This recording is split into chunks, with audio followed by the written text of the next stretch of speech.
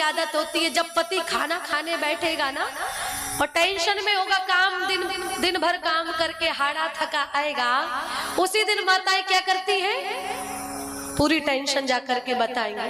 नहीं, ऐसा नहीं होना चाहिए। माताओं में आपके लिए नियम बता दो, जब आपका पति भोजन करे उस समय बिल्कुल मौन धारण कर लो, पंखा चवर डुलाओ, उसको हवा करो, बढ़िया आनंद से खाना खिलाओ, फिर प्रेम बढ़ेगा और आपकी बात भी आपका पति सुनेगा।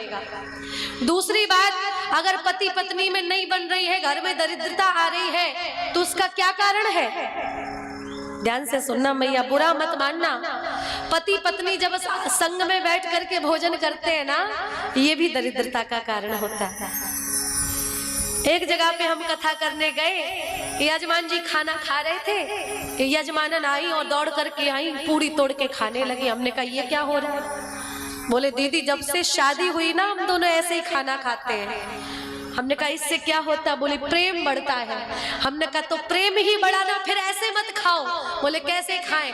हमने कहा जब पति ऐसे चबा ले, वो निकाल के फिर तुम खाओ, तब प्रेम बढ़ेगा।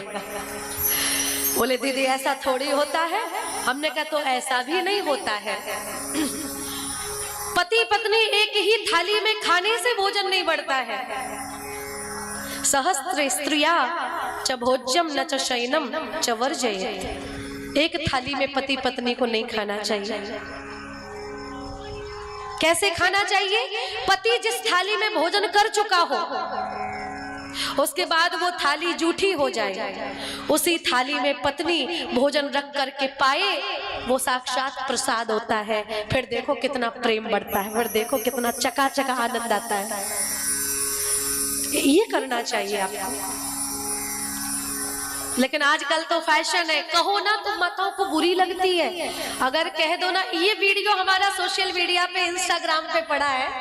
हमारे भैया जो मैनेजमेंट देखते हैं, सोशल मीडिया का वर्क संभालते हैं, उन्होंने जब ये 30 सेकंड की रील बना के डाल दी ना, इस पे आप विश्वास नहीं करोगे 60 मिलियन व्यूज है।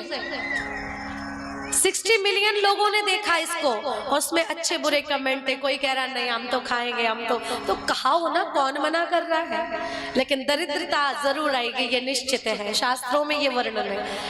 पति को कभी भी भूखे पेट खाना बिना खाए काम के लिए नहीं भेजना चाहिए, इससे भी दरिद्रता आती है, शास्त्रों में वर्णन है। पति को बिना भोजन कराए अगर आप लोग काम पे भेज दोगी तो दरिद्रता अलक्ष्मी आपके घर में पैर जरूर रखेगी। बोलो जय सिया राम। और आपके लिए नियम, कभी भी पराई स्त्रियों की बातों में नहीं आना चाहिए एक पुरुष को, कभी नहीं। इससे घर टूटता है। कई लोग पराई स्त्रियों की बात सुन लेते, नहीं होना चाहिए।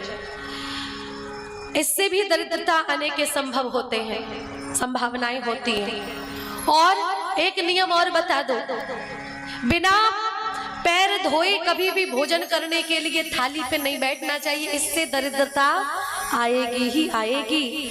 चौथा नियम, कभी भी बिना वस्त्रों के स्नान नहीं करना चाहिए।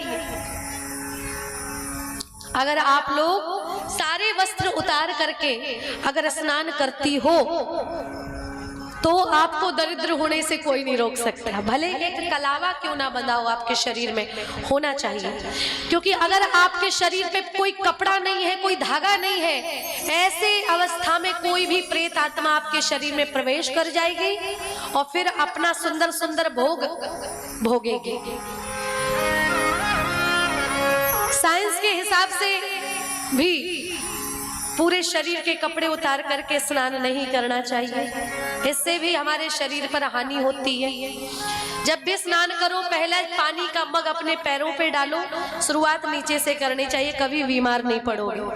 लेकिन हमारा उल्टा है, सबसे पहले सर धोएंगे, है ना, नहीं होना चाहिए। पांचवा नियम, अगर आपके पिताजी परदेश गए हो तो कभी भी एक बेटे को अपने माँ से ऊंची आवाज में बात नहीं करनी चाहिए। अगर कोई लड़का अपनी माँ से ऊंची आवाज में बदतमीजी से बात करेगा, उसके पिता के ना होते हुए, तो उस लड़के को दरिद्र होने से कोई भी बचा नहीं सकता, ऐसा शास्त्रों में वर्णन है।